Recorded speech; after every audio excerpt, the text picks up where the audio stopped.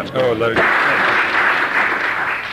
Now that was of course, it's a reel, but between reels and hornpipes, which at one time were different, over the years they've lost, they're interchangeable now. But that beat, that's a square dance beat. Now that's what you'd see them square dance to in our part. Well, another thing, we'll talk about the Ozarks and we'll say they do this in our part of the country. But we know about the Ozarks. If they do these same things in your part of the country and in Nebraska and in Massachusetts and in California, you don't realize how many fiddlers there are in this country. We didn't until we started traveling around. They're everywhere. So when we talk about the Ozarks, a lot of these things will be familiar to you around here too if you have any, if you've been associated with any of this type of music. Now, next tune is going to be another hornpipe that is called Fisher's Hornpipe. And here again, this name was taken from a music book, a song book, dance book, excuse me, that was written in 1780 by a man named Fisher in England, F-I-S-H-A-R. A lot of these tunes, they just assign the name of the first time it was in print as written music. So that's where this one comes from. But this is still a very popular tune on both sides of the ocean.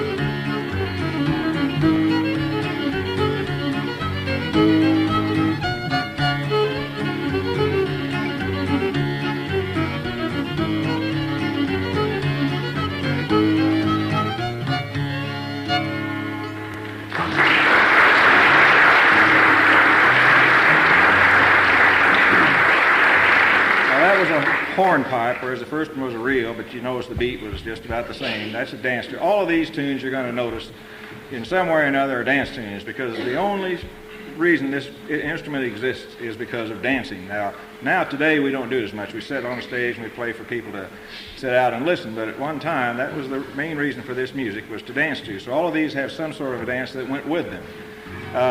We'll move to a little slower tune now called Billy in the Low Ground, which is an old hornpipe that's been slowed down a little bit probably, or maybe they were slower at first. And I'll tell you some of these stories you hear. There's supposedly a woman told me that this tune came, there was the William clan in Scotland, and they came to the United States, and one group settled in the hills and the other down the lowlands, and the ones and of course Billy is the name for William, so the ones were called the lowland Billies and the others were called the hill Billies. Now, whether that's true, I don't know. Might be, I don't know.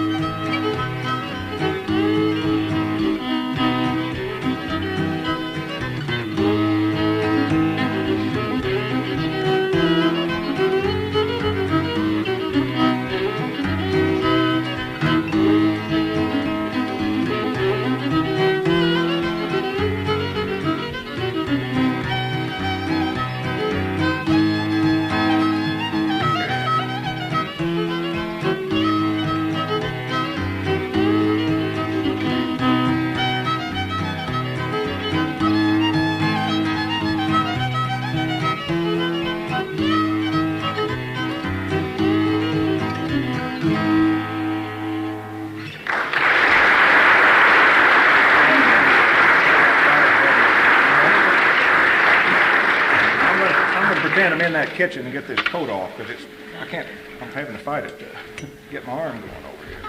Thank you. This next tune is called The Flowers of Edinburgh, which is about as Scottish as you can get, I guess. It's a sort of a slow tune and has, like the tune I just now played, it has a minor strain in it, sort of a lonesome sound. And this does, and it's the oldest tune I know, and it was played by my grandfather and my uncle and my grandfather's father. So that's 4 generations I know it's been in my family. So I hope I do all right on it. It's a rather interesting tune.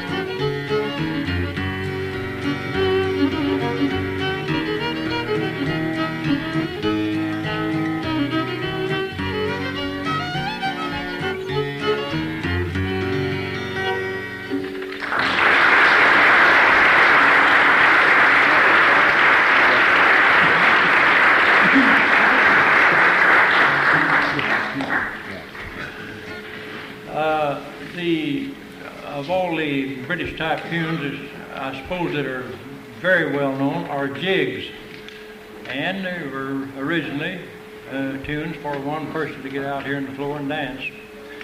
We played 2 of them together, and one of them is called Over the Water to Charlie's, Over the River to Charlie's, which is an old tune of the British Isles. And then we changed into another key and played something that I'll leave to you. I think you'll know it. I think you'll know it when you hear it.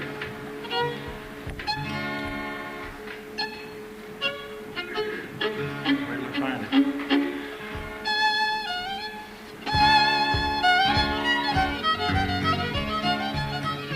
That's not it, I'm sorry. All right, that's good too. That's what. All right. No, wait a minute. I'll get it. Let's play the first one first. Okay.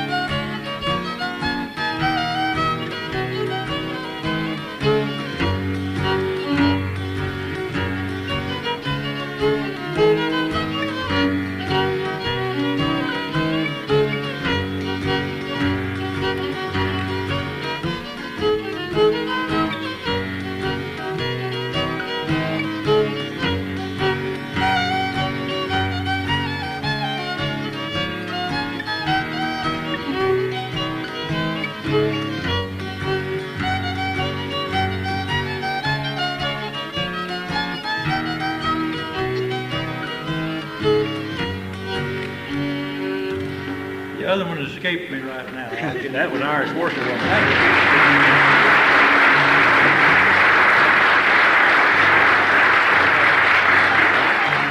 Now we'll play it. Now, tell you here again about the stories on these tunes. People seem to like to hear that there are some stories. Over the Water to Charlie's, Prince Charles in 1745, the Jacobite problem was going on, and so they exiled him to France. I hope there's no history teachers out there. I may be wrong. So the toast of those loyal to Prince Charles, when they would toast, they would say, "Over the Water to Charlie's," and that was their toast, and they gave this jig that name. And on Flowers of Edinburgh, there's a book put out after the Civil War that had a story in it about the Battle of Wilson Creek, which was fought just south of Springfield. And in this story, this woman brings her son to be to General Lyon, who was in charge of the Federal troops, to be the drummer boy for the regiment. And General Lyon has his fifer come out, and the tune he had him play that was considered the hardest marching tune to see if the boy could keep cadence was Flowers of Edinburgh. So these tunes pop up all through history, you know, occasionally. So much for your education tonight.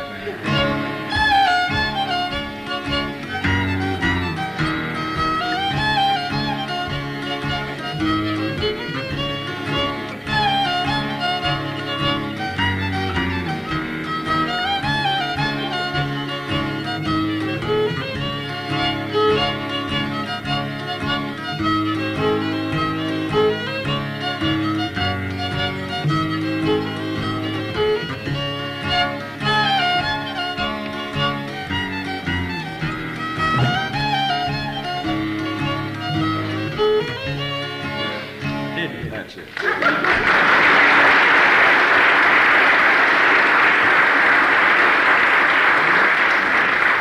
I'll have to come to his defense. I've got 240 tunes listed here that he plays, so if he gets one occasionally, that speaks for a life spent in what? Working or playing the fiddle? Okay. Now, here, Doc Jessup, tell about the schottische.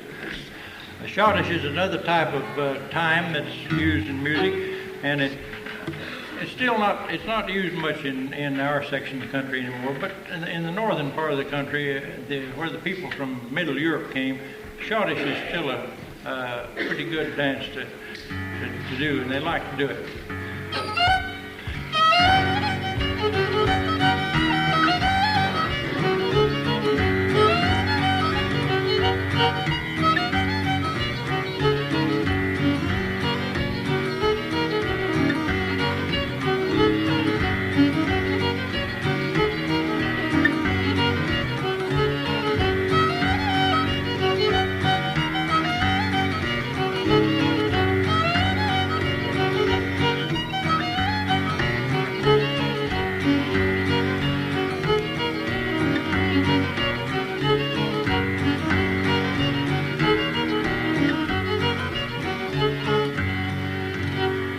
That tune, go ahead.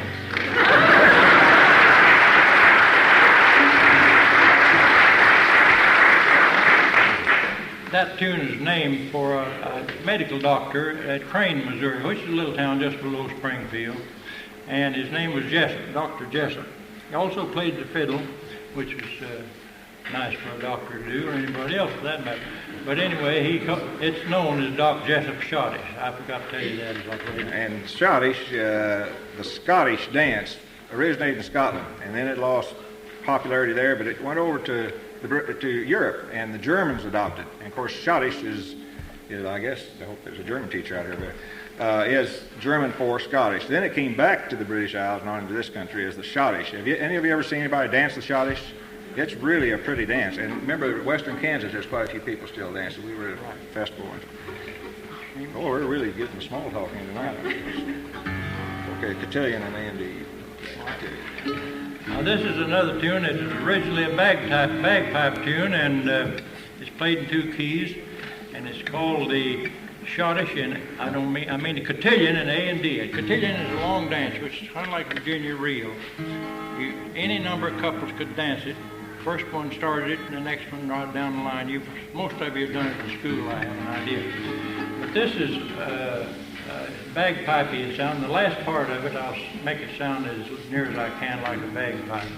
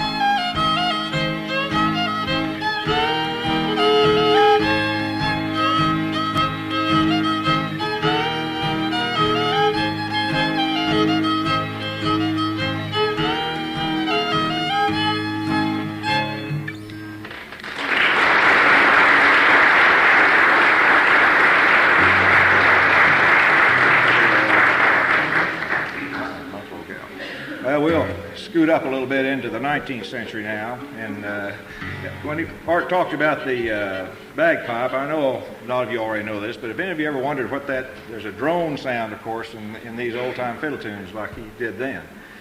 But the bagpipe and the original folk music of the British Isles, and I assume probably a lot of Europe too, was the bagpipe, the harp, and the flute, or the little whistles.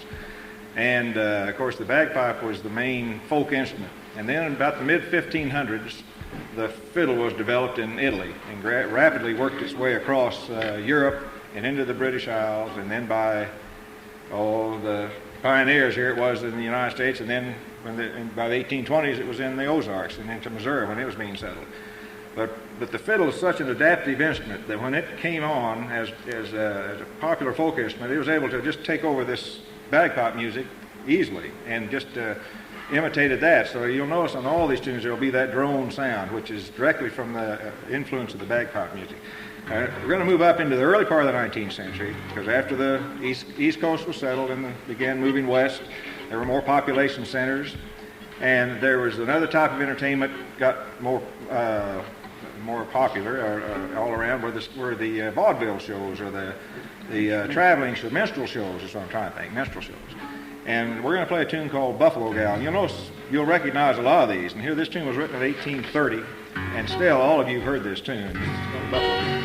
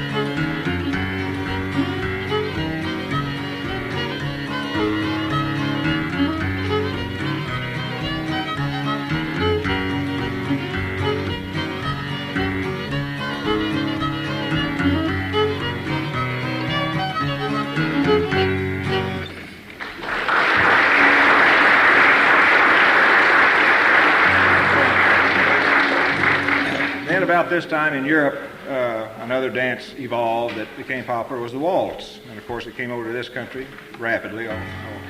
And there was a waltz written called Seamus O'Brien. It's an Irish waltz, and very beautiful waltz. Everybody seems to like it when we play it. And we thought, isn't that a beautiful Irish waltz? It must have been brought across by Irish immigrants and all that. And we were at some festival in the East, and there was a lot of Irish fiddlers there. Well, they wanted to know what that was, and so I found out it was written in 1867 by an American named William Shakespeare Hayes. But we had to make a tape for them to take back to Ireland to play it. It has words, it's a song, and it's a very pretty song. So we'll play Seamus O'Brien.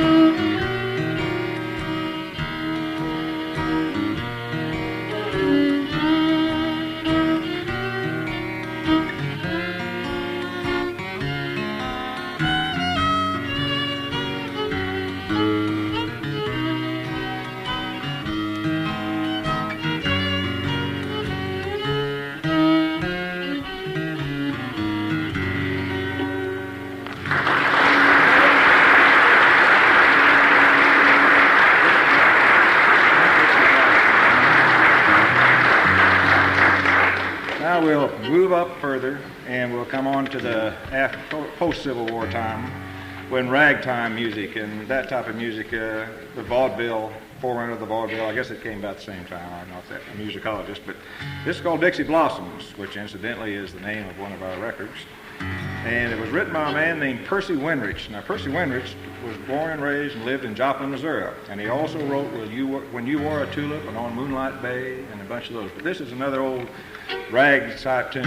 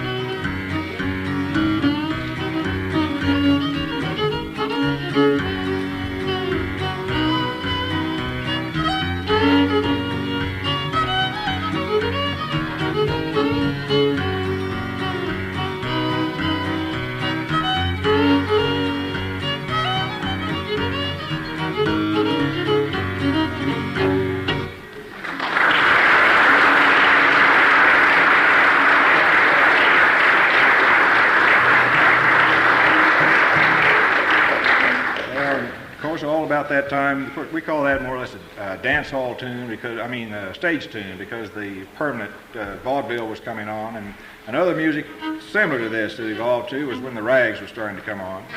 I'm going to play you one now called Stone's Rag, which was named after an early, I guess fiddler or something played this tune, so it's called Stone's Rag. This is the ragtime tune.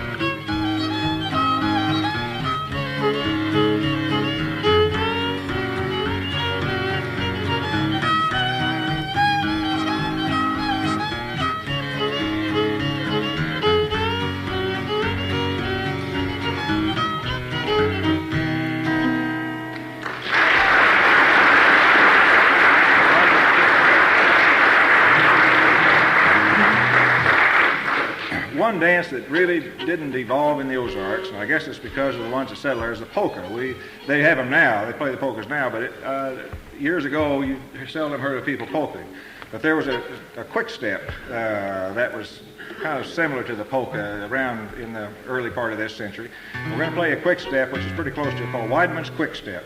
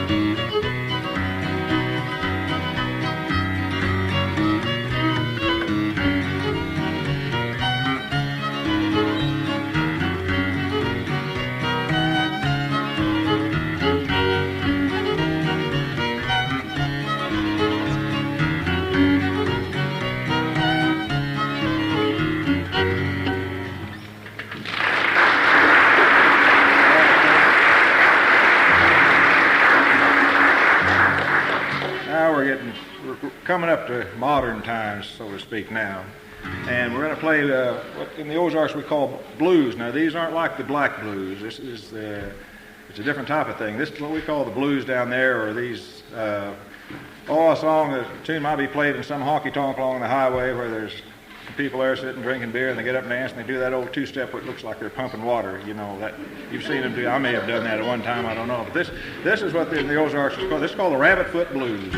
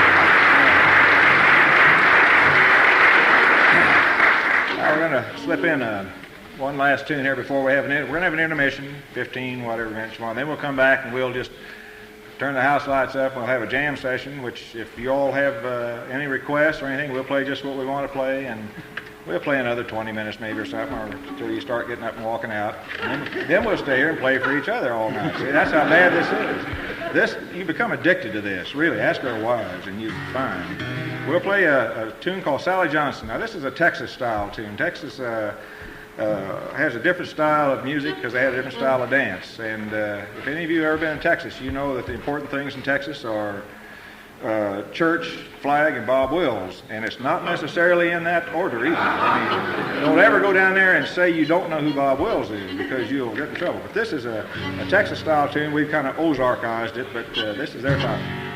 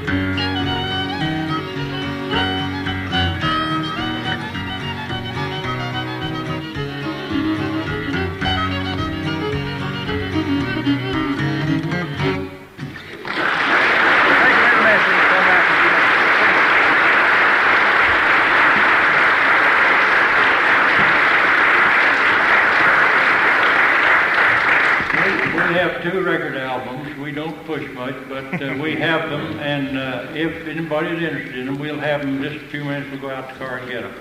But and you might be interested in looking at them, and they are for sale if you want.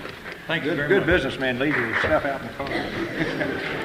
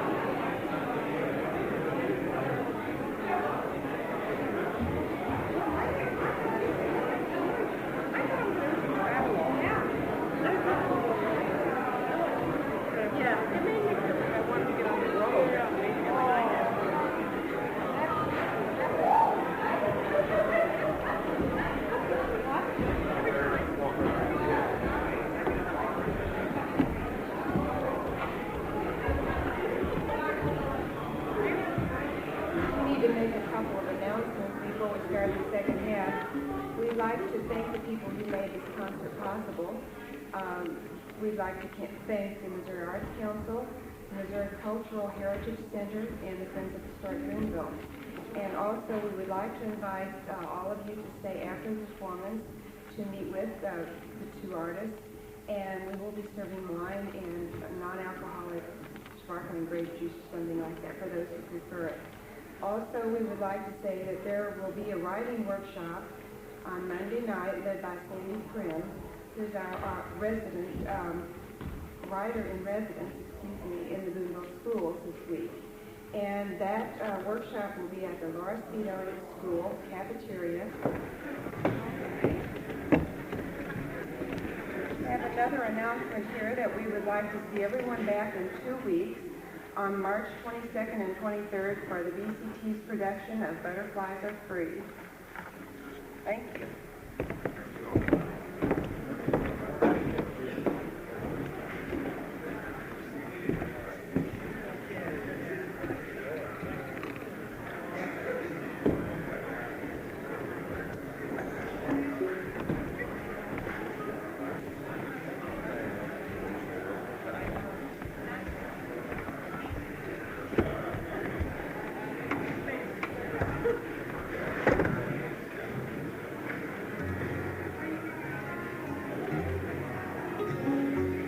Well, if we're ready to start, we'll really get in the kitchen now. It's about as informal as I would imagine. I got to thinking, I bet we're among the very few bona fide registered hillbillies to ever sit on this stage. I'd like to know if there ever were any. So we're really going to take you into the kitchen now, or the living room, because this is really what we do down there. We go to music parties. We'll be going to one next week down in Ozark County, which is really down in the Ozarks.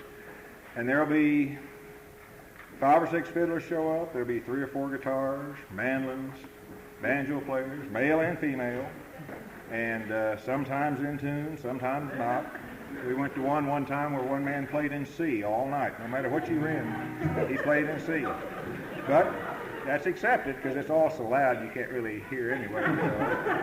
But this is still a viable living art down there, and it was really looking gloomy for a while because as our generations move on, why, there was nobody coming along. Well, then, in the early 70s, of course, there's been this resurgence of interest in folklore and tradition and everything.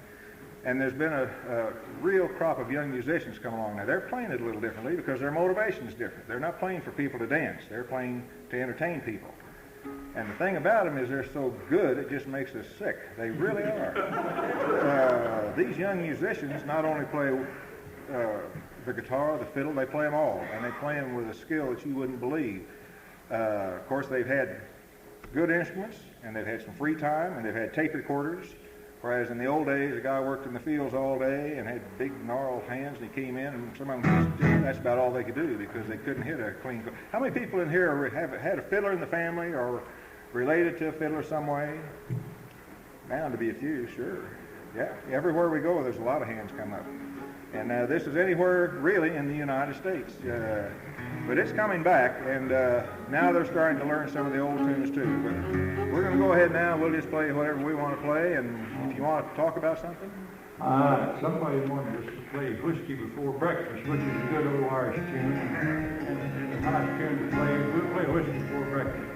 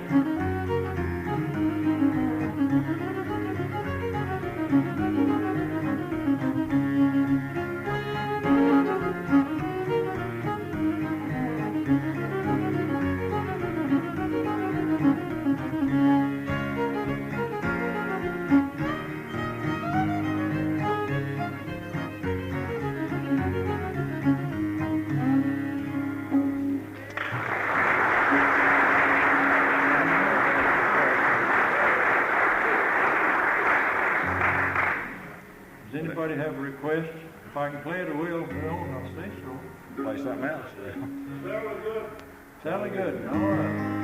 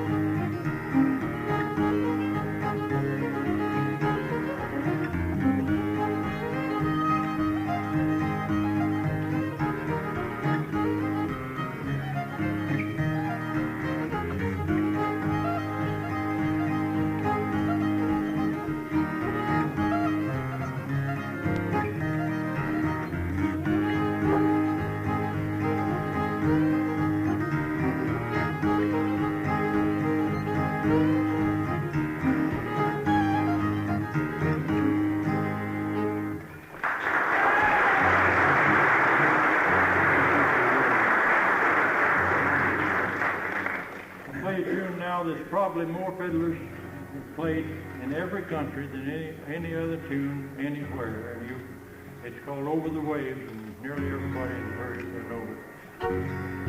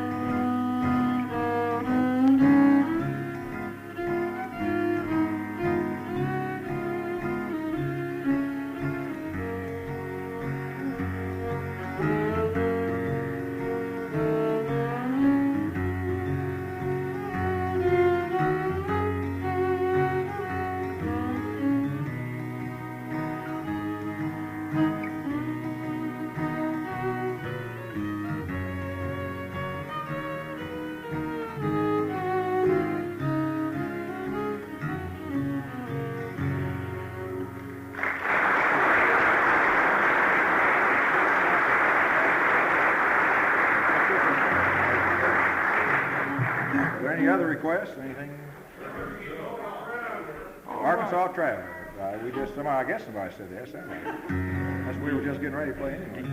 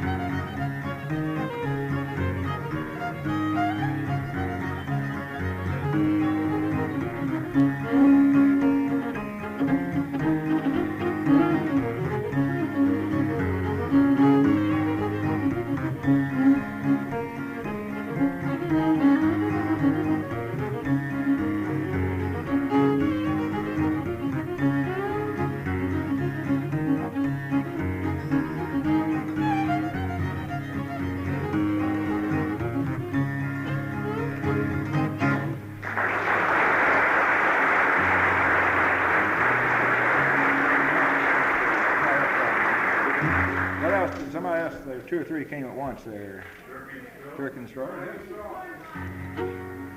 But we'll get Marmaduke in just a minute. I heard that. It's one we saw there. Yeah.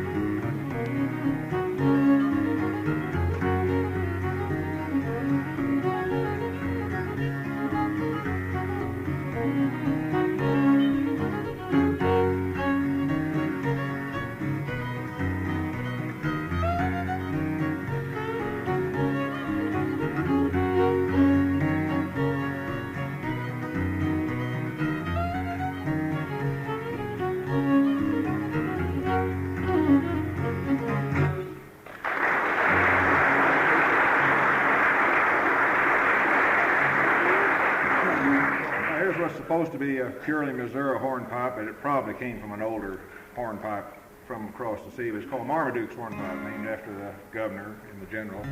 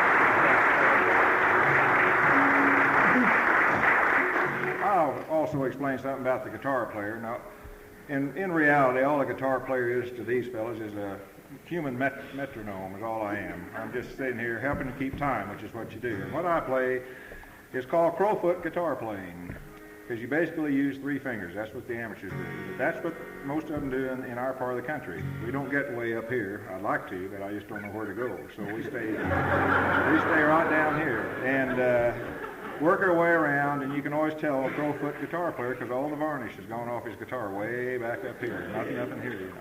But really, that's basically what and if there's a mandolin player here, they might take a lick, as they say, on it, but it's to help him keep his time. And it's hard for a person to play this type of music solo. You have to really be exceptional because you'll tend to speed yourself up, and once you speed up, you get in a group where somebody speeds you up, and you just have to stop because you can't slow back. It's very rarely you can slow back down.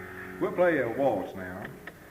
That's maybe a German waltz. I used to think it was, and then I read somebody else wrote that some guy wrote it in 1929 in New England. So it maybe he did, maybe he didn't. But it's called the Westphalia Waltz, and it's a very pretty waltz. And these tunes, you can see how they get changed around. We knew a fiddler from Arkansas that he had heard this, just barely heard it one time, the name. And he didn't quite get the name straight. So he called it, we'll now play you the West Sedalia Waltz.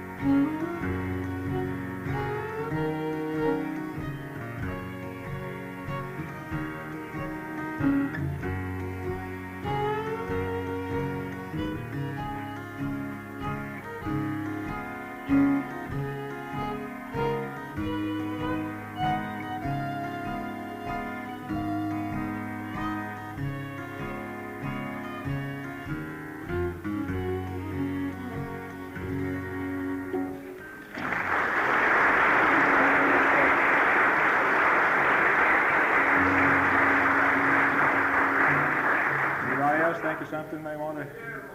What? Missouri Waltz. All right, it's the state song.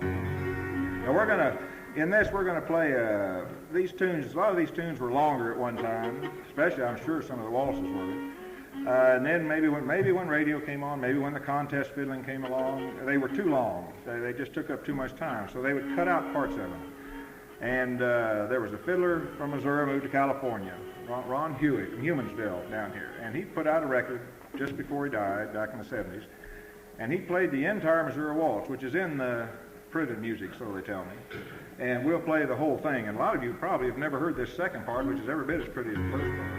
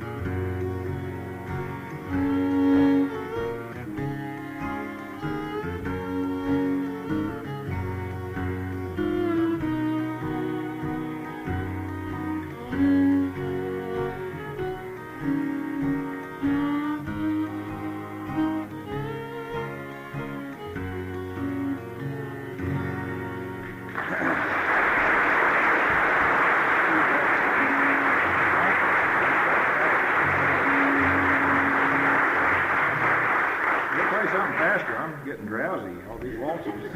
Let's play, let's see, we'll play what is, now we played Sally Gooden. That's one of the most popular square dance tunes. And then we'll get around and we'll play, oh, I knew somebody'd ask for that. I know there's going to be a disappointed look on all your faces, but you must understand our age, and we're liable to hurt ourselves if we try to play that. So we'll have to and besides, we would do such a terrible job on it, you would sit there in disappointment. You think, yes, these guys even dared to play it. So we'll think of something else. What do we play?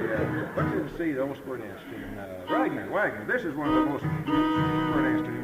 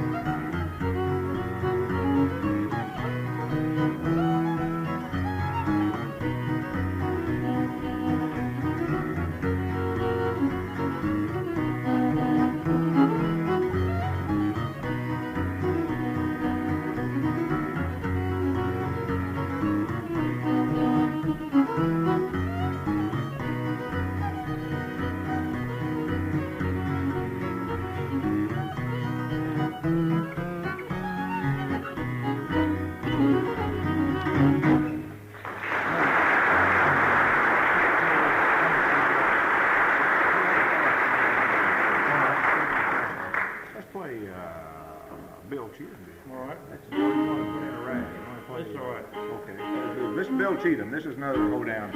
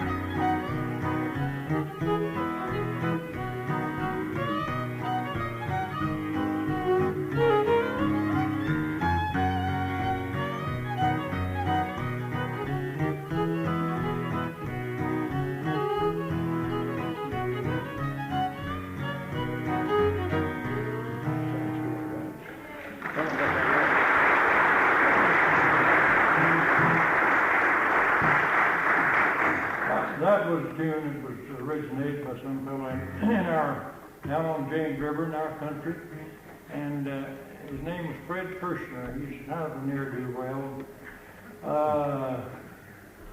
Spent most of his time drinking and that kind of thing. But he was a good fiddler, and he originated that tune. We don't know what name he gave it, but we always call it Fred Kirshner's tune. It's kind of a rag. Oh, hey, another rag? Yeah. It's Beaumont rag. Yeah. Oh. Beaumont rag, Bob Wills tune.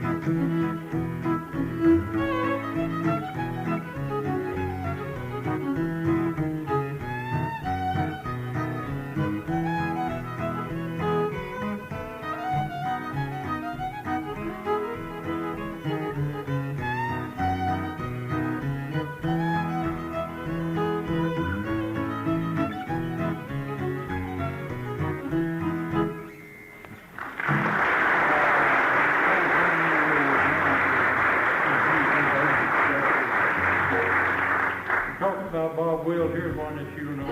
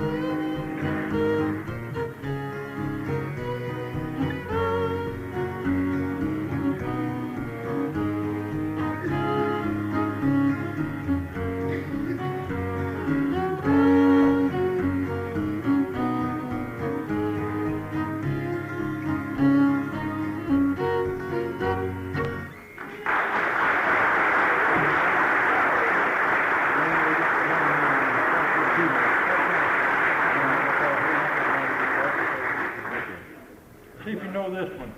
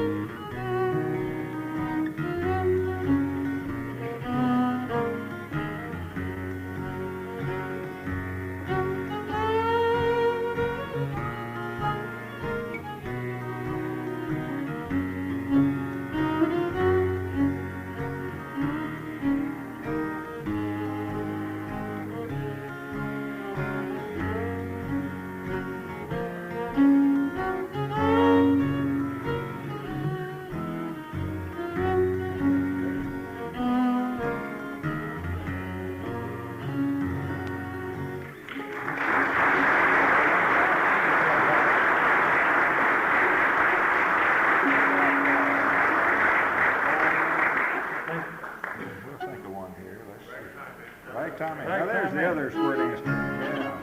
All right. This is Lots probably of one of square the dances most. to this.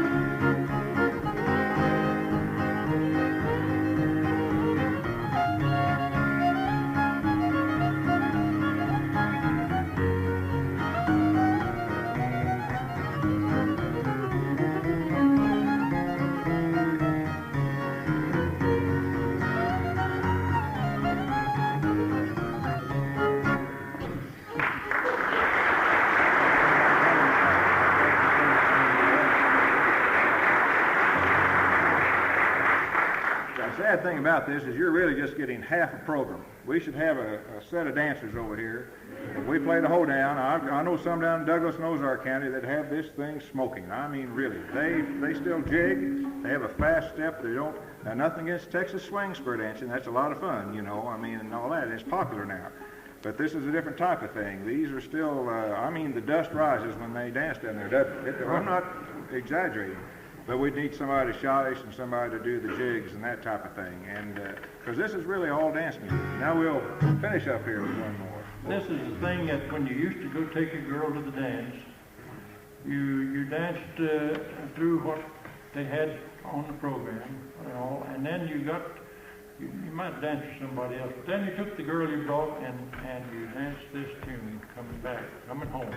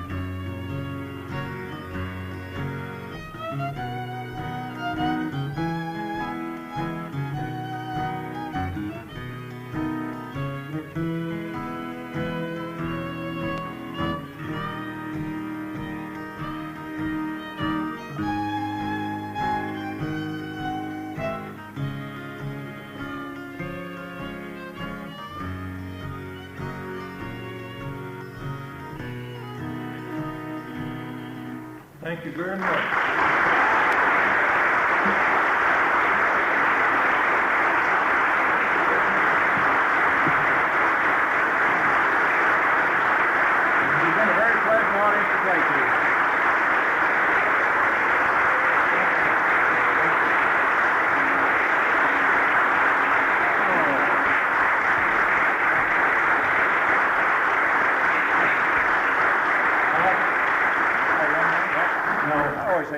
Do they want us to play one or two more? Maybe not. No, I don't want to play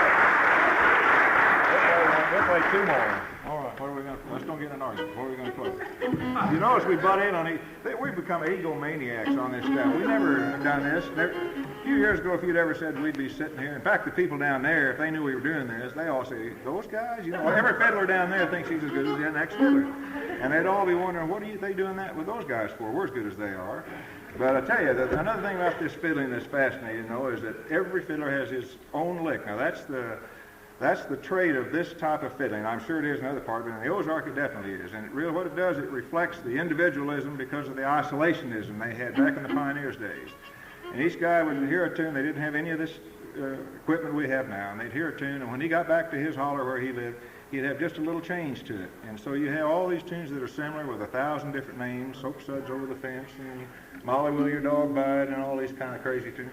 But it's never boring because nobody plays alike. And sometimes nobody plays with each other either. I mean, they get all mixed up. Everybody's out of key, but it's still fun. And so we enjoy it. Don't applaud. When we finish these two, be quiet and let us get off the stage. Because we'd stay here all night. This is a tune called, it's a hornpipe called Do Rings Hornpipe No. 2. It's just an old tune.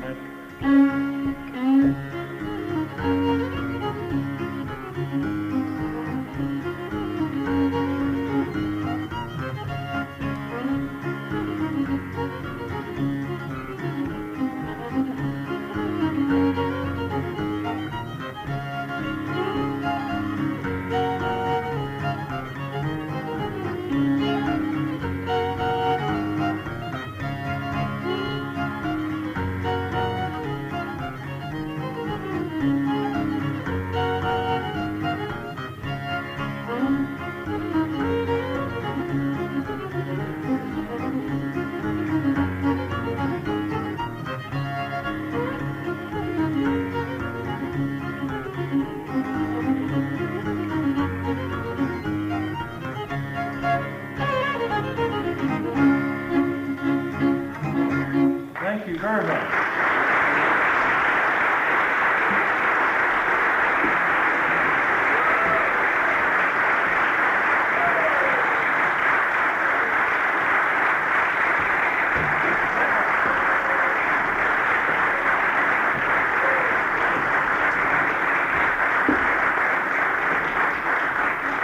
We'd like to thank all of you for coming out tonight and being such a wonderful audience. You know, a lot of countries do have what they call national treasures. They choose to honor cultural contributions to their country, just as you might natural resources such as the Grand Canyon or the Old Faithful or something like that.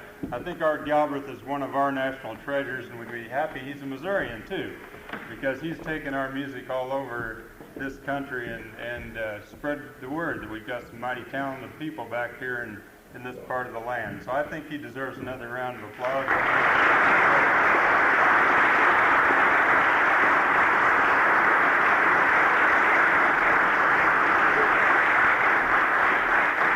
I know that Art and Gordon, as you've learned from their playing, are not bashful, and they'd love to stick around and talk with you and even give you a record for a certain price. If you'd like one, I believe there also will be a reception afterwards. So please stay around and visit, and thank you so much for being a great audience again. Thank you very much.